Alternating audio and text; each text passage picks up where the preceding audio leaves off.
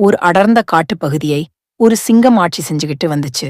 சிங்கத்தோட கம்பீரத்தாலும் வீரத்தாலும் காட்டுல நடக்கிற சின்ன சின்ன சண்டை திருட்டு எல்லாத்தையும் சரி செஞ்சு நல்லபடியா ஆட்சி செஞ்சுச்சு. கொஞ்ச நாளைக்கு அப்புறமா அந்த சிங்கத்துக்கு வயசாகிடுச்சு. அந்த வயசான சிங்கம் முன்ன மாதிரி ஓடி ஆடி வேட்டையாடுறதோ காட்டு பிரச்சனைய தீர்க்கிறதோ முடியாம போச்சு. இந்த விஷயத்த கவனிச்சு அந்த காட்டுல வாழ்ந்துகிட்டு வந்துச்சு ஒரு தந்திரகார நரி. அந்த தந்திர நரி எல்லா மிருகங்களையும் கூப்பிட்டு ஒரு கூட்டம் போட்டுச்சு. நம்ம காட்டு ராஜாவுக்கு வயசாகிட்டதுனால இந்த காட்ட சரியா ஆட்சி செய்ய முடியல. அதனால புத்திசாலித்தனத்துல சிங்கத்தை விட சிறந்த என்ன அரசனா தேர்ந்தெடுங்கன்னு சொல்லுச்சு. உடனே முன்ன பின்ன யோசிக்காத காட்டு மிருகங்கள் தந்திர நரியோட பேச்ச கேட்டு நரியவே தங்களோட அரசனா தேர்ந்தெடுத்துச்சுங்க. இத கேள்விப்பட்ட சிங்கம் காட்டு மிருகங்கள் தவறான முடிவு எடுத்து இருக்காங்கன்னு வருத்தப்பட்டுச்சு.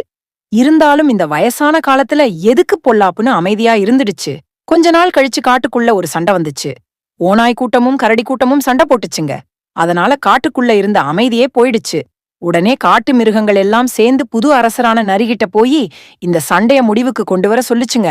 இத கேட்ட நரியும் ஓநாய் கூட்டத்துக்கிட்ட போய் சண்டைய நிறுத்த சொல்லுச்சு. இத கேட்ட ஓநாய் கூட்டம் ரொம்ப கோபப்பட்டு நரிய அடிச்சு துரத்தி விட்டுடுச்சுங்க.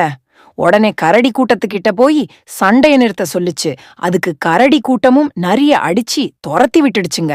சோர்ந்து போன நரி என்னதான் புத்தி கூர்மையா இருந்தாலும் உடல் பலம் இருந்தாதான் காட்டையே ஆட்சி செய்ய முடியுங்கிறத உணர்ந்துச்சு. உடனே எல்லா காட்டு மிருகங்களையும் கூப்பிட்டு தன்னோட தோல்வியா ஒத்துக்கிட்டு காட்டு மிருகங்கள் கிட்ட மன்னிப்பு கேட்டுச்சு. இத கேட்ட காட்டு மிருகங்கள் எல்லாம் இப்ப என்ன செய்யறதுன்னு குழம்பி போயிடுச்சுங்க. உடனே சிங்கராஜா கிட்ட போய் முறையிட்டுச்சுங்க. காட்டு மிருகங்கள் எல்லாம் தன்னை சந்திக்க வந்தத பார்த்த சிங்கம் நடந்த குழப்பங்க எல்லாத்தையும் தெரிஞ்சு ரொம்ப வருத்தப்பட்டுச்சு. உடனே அதுக்கு ஒரு யோசனை வந்துச்சு. பக்கத்து காட்டுல வாழ்ற தன்னோட தம்பி சிங்கத்தை இந்த காட்டுக்கு வர சொல்லி குரங்கு கிட்ட சொல்லி விட்டுச்சு. வயசான சிங்கத்தோட சேதி கேட்ட தம்பி சிங்கம் தன்னோட அண்ணன் வாழ்ற காட்டுக்கு வந்துச்சு. அண்ணன் ஆட்சி செஞ்ச காட்டுக்கு வந்த தம்பி சிங்கம் அண்ணனோட அறிவுறுத்தல் படி ராஜாவா பதவி எடுத்துக்கிடுச்சு. ஓநாய் கூட்டத்துக்கிட்ட போன புது சிங்கம் சண்டைய நிறுத்த சொல்லுச்சு. சிங்கத்தோட பலத்தை தெரிஞ்சு இருந்த ஓநாய் கூட்டம் அமைதியா போயிடுச்சு. அதே மாதிரி கரடி கூட்டமும் சண்டைய நிறுத்திடுச்சு. இத பார்த்த எல்லா மிருகங்களும் தங்களோட புது அரசனை வாழ்த்துச்சுங்க. அதே நேரத்துல வயசான சிங்கராஜாவையும் வாழ்த்தி நன்றி சொல்லுச்சுங்க.